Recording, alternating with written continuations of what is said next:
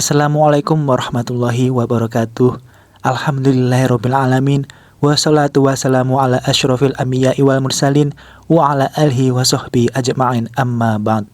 Sebelum memulai kajian pada hari ini, marilah kita panjatkan puji syukur kepada Allah Subhanahu wa taala yang telah melimpahkan rahmat serta hidayahnya sehingga kita dapat berjumpa dalam keadaan sehat walafiat seperti saat ini. Tidak lupa sholawat serta salam semoga selalu tercurah kepada Nabi Muhammad SAW. Allahumma sholli ala Sayyidina Muhammad wa ala ali Sayyidina Muhammad. Semoga kita semua selalu diberikan kesehatan, ilmu yang bermanfaat, rezeki yang berlimpah, dilunaskan segala hutang, dan dilindungi dari segala macam bahaya, serta diberikan ketenangan hati dan jiwa. Amin, amin ya rabbal alamin. 4 hal ini harus diperhatikan orang yang sedang sakit. Sobat-sobatku yang beriman, pada saat sakit, umat muslim harus tetap melaksanakan kewajiban untuk sholat. Hal itu karena sholat adalah tiang agama, maka orang Islam wajib sholat dalam keadaan apapun. Orang yang dalam kondisi sakit keras sekalipun pasti berharap dapat segera sembuh. Namun bila takdir berkehendak lain, bisa jadi semakin dekat dengan ajalnya.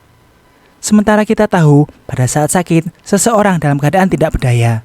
Setiap orang mukmin tentu sangat berharap agar hidupnya berakhir dengan husnul khotimah. Allamah Syahid Abdullah bin Al-Wali Al-Haddad dalam sebuah kitabnya memberikan nasihat kepada orang sakit, yang artinya hendaknya orang sakit bersikap hati-hati terhadap najis yang menimpanya, baik mengena pada badannya ataupun pakaiannya yang dapat menghalangi keabsahan sholatnya. Juga hendaknya ia berhati-hati jangan sampai meninggalkan sholat.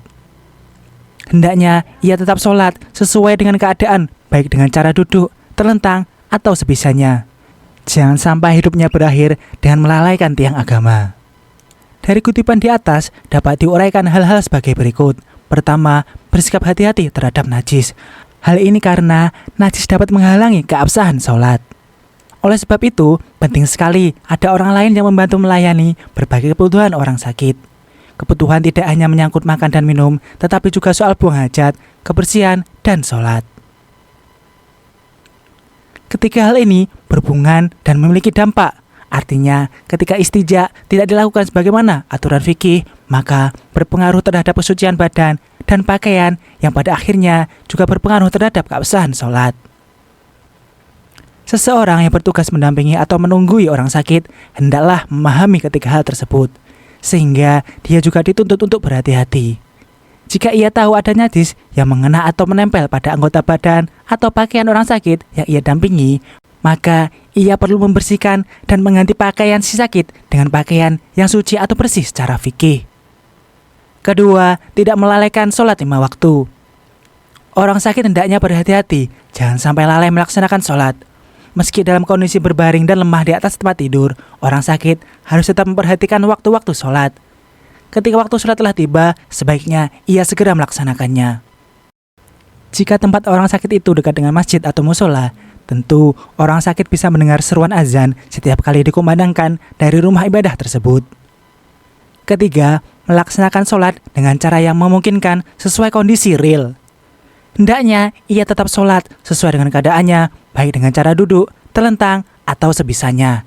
Islam tidak membebani umatnya melebihi kemampuannya. Jika orang sakit hanya bisa sholat dengan tidur miring, itu pun diperbolehkan. Hal yang terpenting adalah melaksanakannya sesuai kemampuan. Namun, kewajiban ini tidak berlaku bagi orang sakit yang tak sadarkan diri. Ia tidak wajib sholat dan tidak wajib mengqadha sholat-sholat yang ia tinggalkan ketika telah sadar kembali. Keempat, tetap sholat hingga akhir hayat. Jangan sampai hidupnya berakhir dengan melalaikan sholat. Mati husnul khotimah adalah cita-cita tertinggi bagi setiap orang Islam. Oleh karena itu, menjadi sangat penting bagi orang Islam yang sakit untuk tetap memperhatikan kewajiban sholatnya agar cita-cita untuk menggapai husnul khotimah tidak terhalangi oleh kewajiban sholatnya yang terbengkalai di akhir hayat. Sehubungan dengan itu, maka dari pihak keluarga atau pihak manapun yang menunggui orang sakit, hendaknya membantu si sakit dengan senantiasa mengingatkan kewajiban sholat dan memfasilitasinya dengan baik hingga si sakit benar-benar melaksanakan sholat sesuai dengan kondisinya hingga akhir hidupnya atau sembuh sama sekali. Itulah 4 hal yang harus diperhatikan oleh orang yang sedang sakit. Semoga video ini bermanfaat. Wallahu a'lam bishawab. Wassalamualaikum warahmatullahi wabarakatuh.